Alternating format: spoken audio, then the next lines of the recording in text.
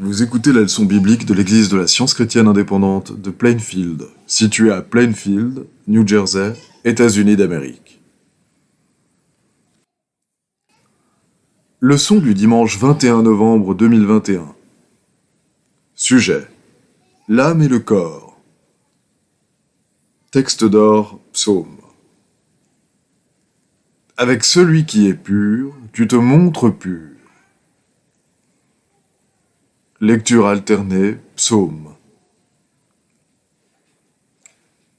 L'Éternel a juré la vérité à David, il n'en reviendra pas. Je mettrai sur ton trône un fruit de tes entrailles. Oui, l'Éternel a choisi Sion, il l'a désiré pour sa demeure. Là, j'élèverai la puissance de David, je préparerai une lampe à mon oint.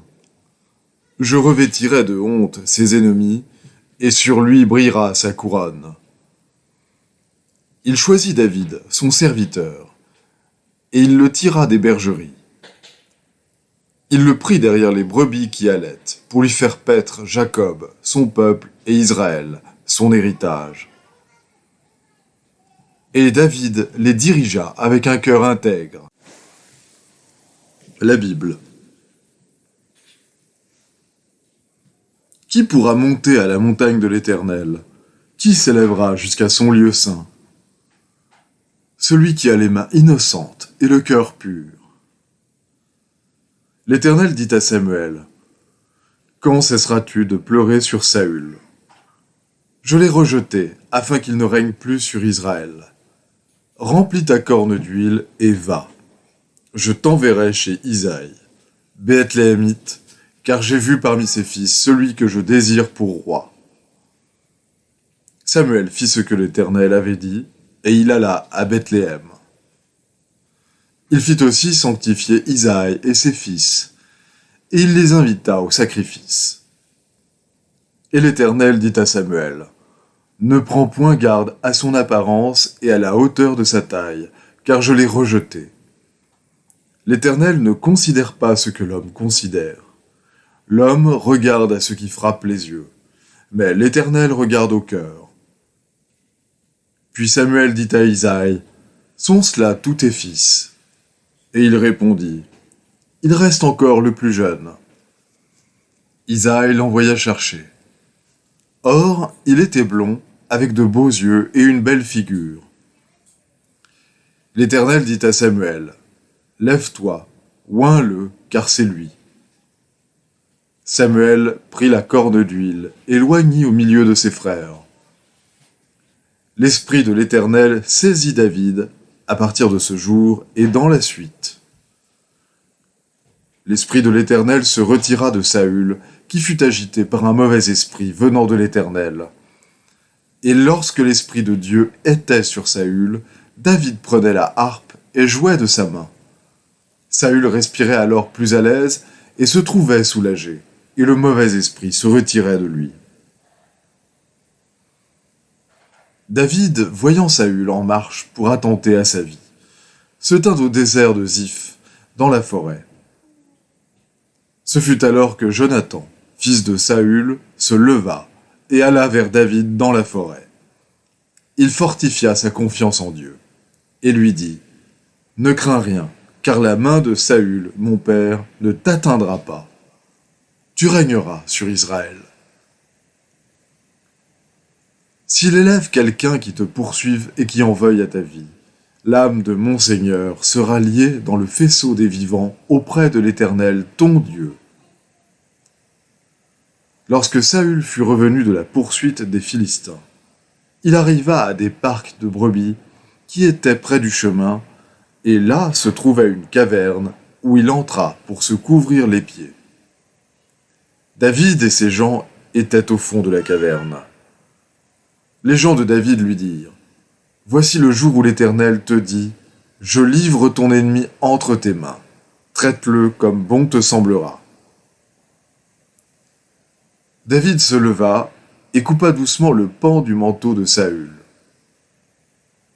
Après cela, le cœur lui battit, parce qu'il avait coupé le pan du manteau de Saül. Et il dit à ses gens: Que l'Éternel me garde de commettre contre mon Seigneur, loin de l'Éternel, une action telle que de porter ma main sur lui, car il est loin de l'Éternel. » Après cela, David se leva et sortit de la caverne. Il se mit alors à crier après Saül. « Ô roi, mon Seigneur !» Saül regarda derrière lui, et David s'inclina le visage contre terre et se prosterna. « Tu vois maintenant de tes propres yeux que l'Éternel t'avait livré aujourd'hui entre mes mains dans la caverne. On m'excitait à te tuer, mais je t'ai épargné. Et j'ai dit, je ne porterai pas la main sur mon Seigneur, car il est loin de l'Éternel. Vois, mon père, vois donc le pan de ton manteau dans ma main. Puisque j'ai coupé le pan de ton manteau, et que je ne t'ai pas tué, sache et reconnais qu'il n'y a dans ma conduite ni méchanceté, ni révolte, et que je n'ai point péché contre toi. Et toi, tu me dresses des embûches pour m'ôter la vie. L'Éternel sera juge entre moi et toi, et l'Éternel me vengera de toi, mais je ne porterai point la main sur toi. » Lorsque David eut fini d'adresser à Saül ces paroles, Saül dit, « Est-ce bien ta voix, mon fils David ?» Et Saül éleva la voix et pleura. Et il dit à David, « Tu es plus juste que moi, car tu m'as fait du bien et moi je t'ai fait du mal. Tu manifestes aujourd'hui la bonté avec laquelle tu agis envers moi, puisque l'Éternel m'avait livré entre tes mains et que tu ne m'as pas tué. Maintenant voici, je sais que tu régneras, et que la royauté d'Israël restera entre tes mains. » David adressa à l'Éternel les paroles de ce cantique, lorsque l'Éternel l'eut délivré de la main de tous ses ennemis et de la main de Saül. Dieu est mon rocher, où je trouve un abri, mon bouclier et la force qui me sauve, ma haute retraite et mon refuge. Ô mon sauveur, tu me garantis de la violence. Dans ma détresse, j'ai invoqué l'Éternel, j'ai invoqué mon Dieu. De son palais, il a entendu ma voix, et mon cri est parvenu à ses oreilles. L'Éternel m'a traité selon ma droiture, il m'a rendu selon la pureté de mes mains. Aussi l'Éternel m'a rendu selon ma droiture, selon ma pureté devant ses yeux. Avec celui qui est pur, tu te montres pur. Heureux ceux qui ont le cœur pur, car ils verront Dieu. Je vais maintenant lire les passages corrélatifs tirés du livre d'études de la science chrétienne. Science et santé, avec la clé des Écritures, de Mary Baker Eddy. Dieu, l'âme de l'homme et de toute existence, étant perpétuel dans l'individualité, l'harmonie et l'immortalité qui lui sont propres, communique ses qualités à l'homme et les perpétue en lui par l'entendement, non par la matière. L'entendement divin maintient distinctes et éternelles toutes les identités, depuis celle d'un brin d'herbe jusqu'à celle d'une étoile. Voici les questions qui se posent. Qu'est-ce que les identités de Dieu ? Qu'est-ce que l'âme ? La vie ou l'âme existe-t-elle dans la chose formée ? L'esprit, le principe divin de tout, n'est pas dans les formations de l'esprit. Âme est synonyme d'esprit. Dieu, le principe infini, créateur et souverain, qui est en dehors de toute forme finie et que les formes ne font que refléter. La science révèle l'esprit, l'âme, comme n'étant pas dans le corps, et Dieu comme n'étant pas dans l'homme, mais comme reflété par l'homme. Le plus grand ne peut être dans le moindre. La croyance que le plus grand peut être dans le moindre est une erreur qui produit le mal. Un point capital de la science de l'âme est que le principe n'est pas dans son idée. L'esprit, l'âme, n'est pas renfermé dans l'homme et n'est jamais dans la matière.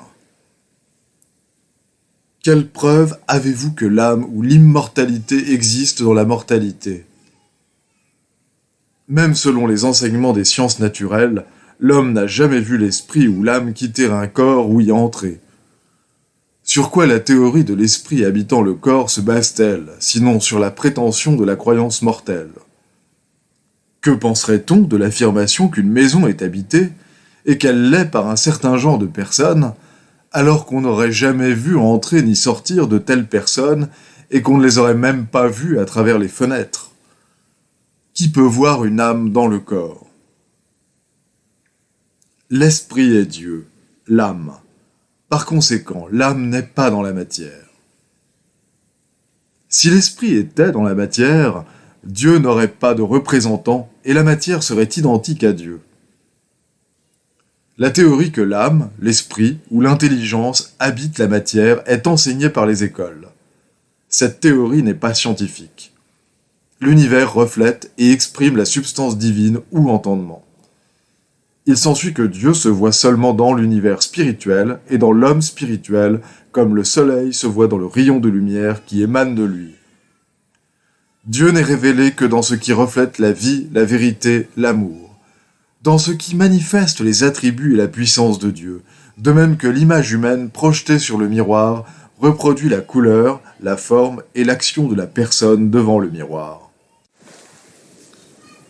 L'identité est le reflet de l'esprit, le reflet sous des formes multiples et variées du principe vivant, l'amour. L'âme est la substance, la vie et l'intelligence de l'homme. Elle est individualisée, mais non dans la matière. L'âme ne peut rien réfléchir qui soit inférieur à l'esprit. L'homme est l'expression de l'âme. Les Indiens saisirent quelques lueurs de la réalité fondamentale lorsqu'ils appelèrent un certain beau lac le sourire du grand esprit. Séparé de l'homme qui exprime l'âme, l'esprit ne serait pas une entité. L'homme, divorcé de l'esprit, perdrait son entité. L'homme, reflétant Dieu, ne peut perdre son individualité. Mais en tant que sensation matérielle, ou âme dans le corps, les mortels aveugles perdent réellement de vue l'individualité spirituelle. Renoncez à votre croyance matérielle qu'il y a un entendement dans la matière, et n'ayez qu'un seul entendement, savoir Dieu, car cet entendement forme sa propre ressemblance. Il est impossible que la compréhension que la science donne à l'homme lui fasse perdre son identité, et avoir l'idée d'une telle possibilité est plus absurde que de conclure que les tons individuels de la musique se perdent dans l'origine de l'harmonie. Séparez le sens d'avec le corps, ou matière, qui n'est qu'une forme de la croyance humaine, et vous pourrez apprendre ce que signifie Dieu, le bien, ainsi que la nature de l'immuable et de l'immortel.